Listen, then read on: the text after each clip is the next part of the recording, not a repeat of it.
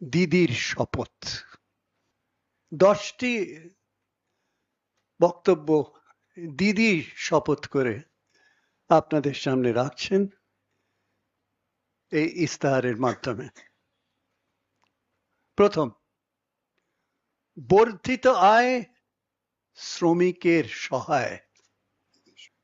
সমস্ত job card হোল্ডারদের 100 দিনের গ্যারেন্টি যুক্ত কাজ প্রদান করা হবে এবং সমস্ত শ্রমিকরা দেশ জুড়ে দৈনিক 400 টাকা বর্ধিত ন্যূনতম মজুরি পাবে।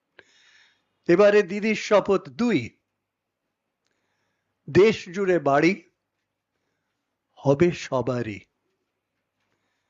দেশের সকল দরিদ্র পরিবারের জন্য আবাসন নিশ্চিত করা হবে। প্রত্যেককে নিরাপদ ও পাকা বাড়ি প্রদান করা হবে। দিদির শপথ 3, জ্বালানির জ্বালা কমবে, দেশের জ্বালা ঘুচবে। প্রত্যেক বিপিএল পরিবারকে বছরে বিনামূল্যে 10টি সিলিন্ডার দেওয়া হবে, যাতে তারা পরিশ্রুত রান্নার জ্বালানি পেতে পারে। এর মাধ্যমে পরিষেবা এনভায়রনমেন্ট বান্ধব রন্ধন প্রক্রিয়া ব্যবহারের অভ্যাস বাড়ানো হবে। এবারে দিদির শপথ 4 নম্বর, অনেক হয়েছে শাসন, এবার দুয়ারে রেশন।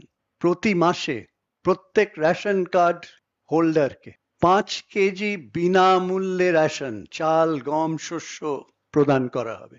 রেশন প্রত্যেক সুবিধাভোগীর দোর গোড়ায় বিনামূল্যে পৌঁছে দেওয়া হবে।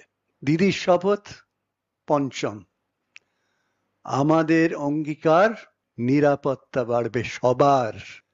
প্রান্তিক জনগোষ্ঠীর যুবকদের উন্নতির স্বার্থে অন্যান্য অনগ্রসর শ্রেণী, তপশিলি জাতি ও তপশিলি উপজাতিভুক্তদের উচ্চশিক্ষা বৃত্তি বাড়ানো হবে।